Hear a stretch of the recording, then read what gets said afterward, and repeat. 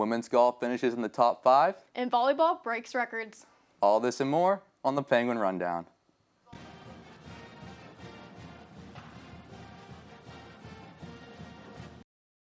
Welcome into the Penguin Rundown. I'm Kyle Wills alongside Katie Rogers-Vidala.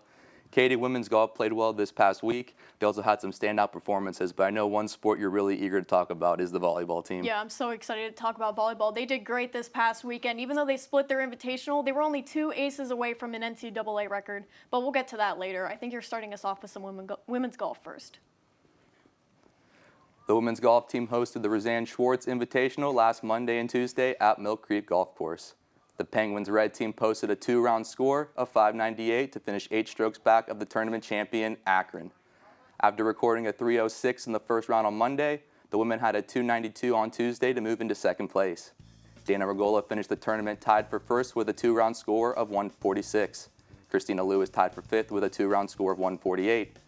The women will resume their fall schedule on October 4th and 5th at the Shirley Spork EMU Invitational at Eagle Crest Golf Course in Ypsilanti, Michigan. Last week, the men's golf team competed in the Joe Faganis Marshall Invitational. The Penguins finished the competition in 7th place with a 3-round score of 875. Senior Kevin Schur came out swinging for the Penguins as he posted a 212 total score to tie for 6th place individually. The Gwins look to bounce back as they head into the Tontomonia Invitational hosted by Cleveland State at Lakewood Country Club in Westlake, Ohio on October 4th and October 5th. The Youngstown State women's soccer team had to settle for a 1-1 double overtime tie against Oakland this past Thursday at Farmers National Bank Field. Junior Aubriana Rondon scored her second breakaway goal at the 22:06 mark of the match to give the Penguins a 1-0 lead. Junior goalkeeper Mackenzie Simon tied a career high with 7 saves.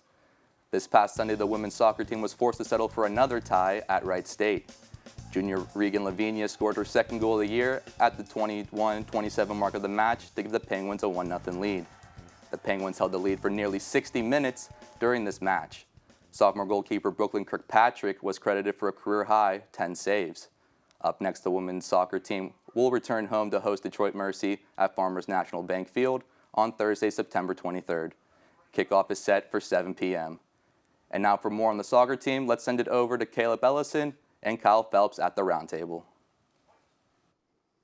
Thanks, guys. Here we are at the roundtable. I'm Caleb Ellison. Joining me today is Kyle Phelps. And Kyle, as we're going through all the sports here in the fall season, we've done volleyball, football. Today we're going to be talking about some women's soccer. Now, they're not doing great so far. Yet to pick up the win, but they do have 3 ties on the season so far. But part of that has really been to the tough schedule up to this point. Yeah, and the good thing on that is they're 0-2 in the Horizon League, 2 ties. Now, from now on, it's going to be Horizon League play, which is good because they've really picked it up in this month of September so far. A lot of the games have been 1-goal games, which they've really needed, and we can really attribute that to their defense so far. Absolutely. Talk about their defense. That's really what's been keeping them in the game so far up to this point is a strong defense. And a standout performer from that defense is the junior goalkeeper, Mackenzie Simon. She had an outstanding game against Oakland. She leads all YSU goalkeepers with an .826 save percentage. She's just been great so far this season. Yeah, and like you said, she already has 1 shutout on the year. She hasn't really played a lot before up until this point, and now she's really got her chance to shine, and she really has for this team. 4 goals in 3 games. It's really impressive what she's been able to do so far for this team, and she's really keeping them in these close games that they're really going to need to start picking up this traction, and she's really been doing it for them. Absolutely. I talked about that game against Oakland. She tied her career high with 7 saves in that game. So she's really been feeling herself, getting in that groove with that regular playing time. Yeah, Moving on the list here, another part of that defense that's been really strong is freshman Maddie Angelo. She started all 9 games so far in the regular season.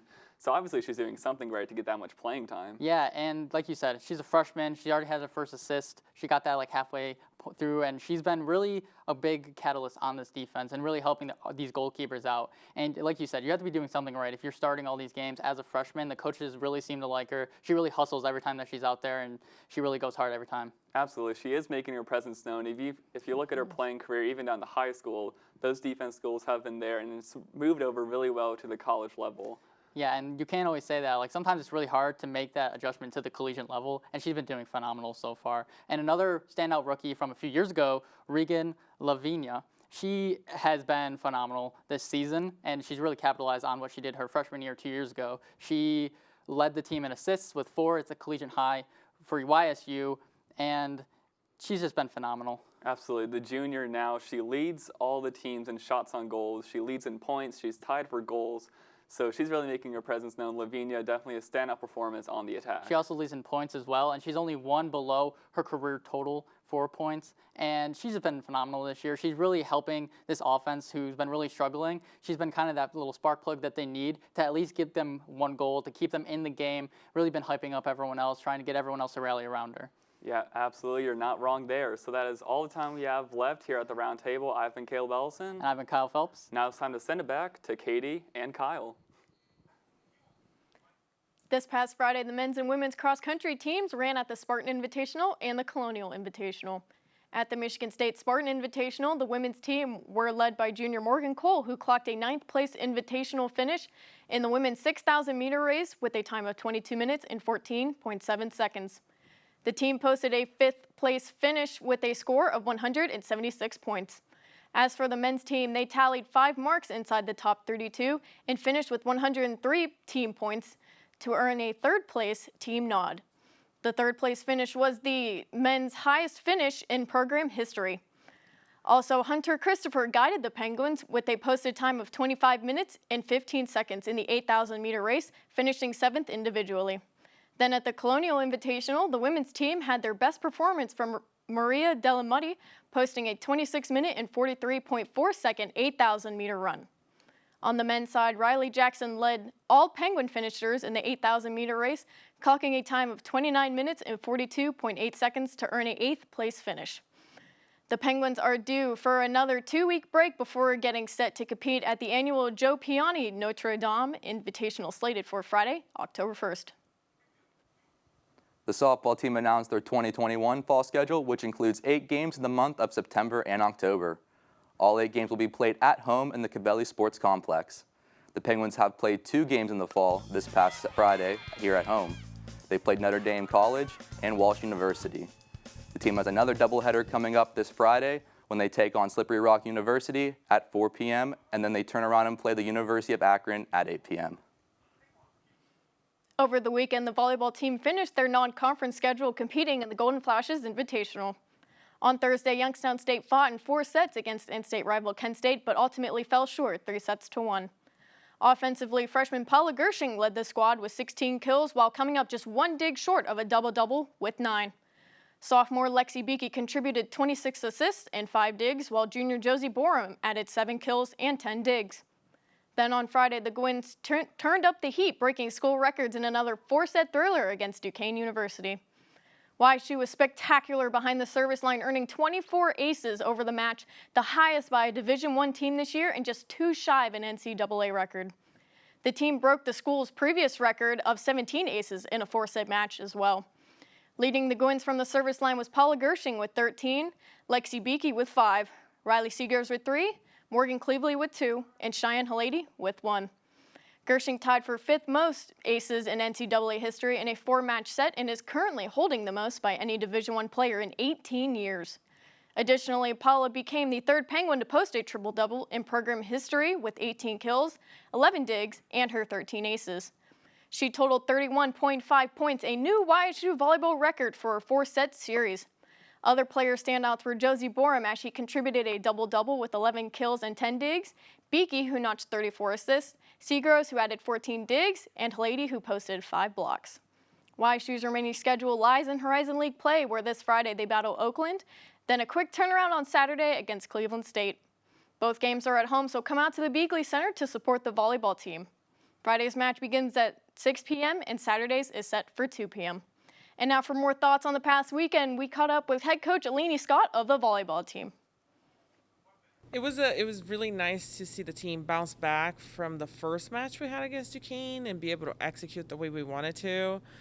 Our serving came in big, and it really helped us. And we've been talking about serving for so long. It was really nice to see it come along that day. So it was a nice win. It was a relief and an excitement going into conference season. Paula really led the way. She had a triple-double against Duquesne, she's one of 3 to ever do it. She had an outstanding performance both on the defensive side and on the offensive side. And Beakey's just been getting better and better as we keep on playing. She's young, she's still actually a freshman for our roster, so the experience of the other tournaments helped her really do well this past weekend. Last week, the full schedule for the men's and women's basketball teams were announced. On the men's side, they will open their season on the road starting November 10th at Penn State. The men's team will play their first home game on November 19th against the University of St. Thomas.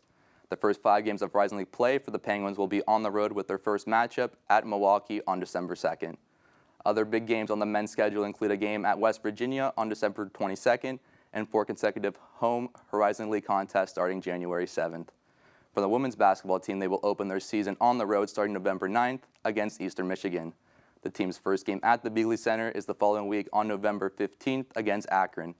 The women's team also has big names on their schedule as they visit Happy Valley on December 12th at Penn State. For the full schedules of the men's and women's basketball teams, make sure to check out ysusports.com.